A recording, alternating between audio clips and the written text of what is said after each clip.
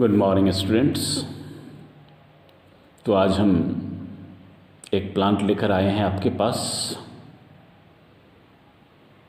इस प्लांट के बारे में हमको स्टडी करना है कि what are the different features that help this plant to grow in dry conditions, xeric conditions. The plant is Nagfani, the scientific name of which is Opuntia. The species जो आपके सामने है that is the common species Opuntia daileni. Now हम देखते हैं कि what are the structures जिसके कारण प्लांट्स xeric कंडीशंस में सरवाइव करते हैं। What are the adaptive features? तो देखिए, यहाँ दो तरह के लीव्स होते हैं इस प्लांट्स में। एक तो फोलिएज लीव्स होता है और दूसरा प्रोटेक्टिव लीफ होता है।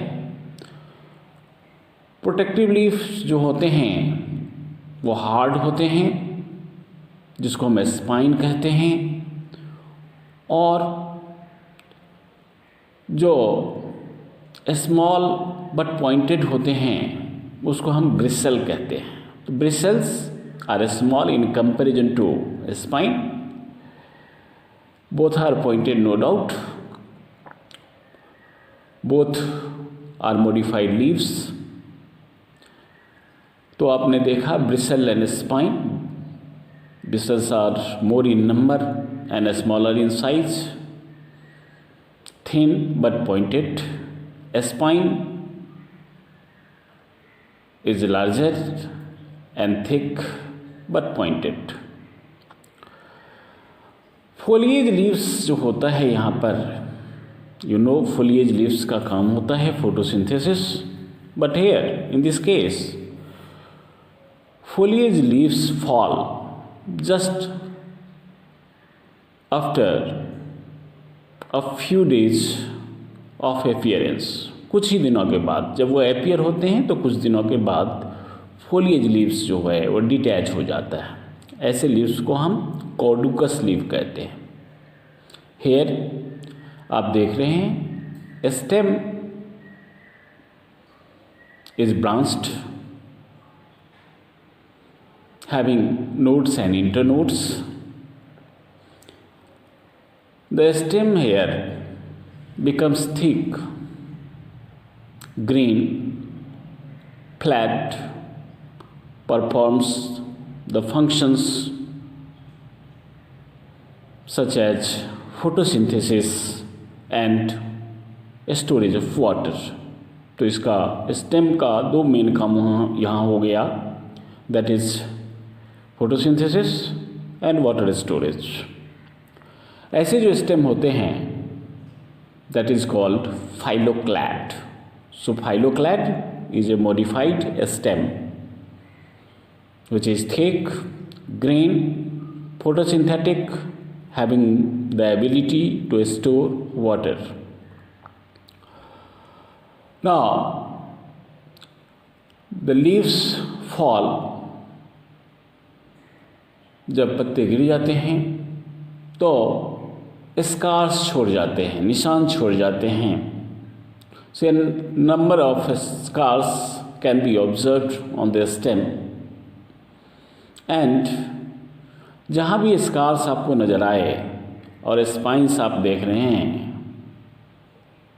That point indicates the presence of nodes. So stem is divided into nodes and internodes. Stem is also covered with a waxy coat called cuticle to prevent transpiration. तो आपने देखा कि इसमें ट्रांसपिरेशन को कम करने के लिए फोलिएज लीव्स फॉल हो जाता है, गिर जाते हैं, स्पाइन का फॉर्मेशन होता है ताकि ट्रांसपिरेशन कम हो एंड ब्राउजिंग एनिमल्स से इसका प्रोटेक्शन हो, साथ ही स्टेम फ्लैट हो जाता है, ग्रीन हो जाता है, फोटोसिंथेसिस करता है और वाटर को स्टोर करता है. That is why the plant is able to survive in dry condition. So now we have to look at the specimen. Now specimen is in front of us. अब देखिए यहाँ ये देखिए, this is spine, this is spine and other small structures just near the spine are bristles. ये जो small spine like structure है, छोटा है, पतला है, दैट इज ब्रिसल. और ये जो बड़ा है सबसे, that is pointed and somewhat stout, that is spine. These are the modified leaves. Now the other type of leaves which are foliage leaves. यहाँ you can see a number of foliage leaves are there. And after a few days these leaves will fall. So leaves are caducous, they will fall after a few days and they will leave the scars. ये scars छोड़ जाएंगे, जब वो गिर जाएंगे तो scars छोड़ जाएंगे. And this stem जो है that performs photosynthesis. You see it is green, it is thick, it stores water. It has the ability to store water as well as to perform photosynthesis. क्योंकि ये green भी है और leaf का function यहाँ यही करता है, स्टेम करता है. और ऐसे जो स्टेम होते हैं उसको हम फाइलोक्लैड कहते हैं. Phylloclade is a modified form of A stem in which it becomes green, thick, store waters and performs the function of photosynthesis. Here a waxy coat is on the stem to reduce transpiration. तो आपने क्या क्या देखा इसमें?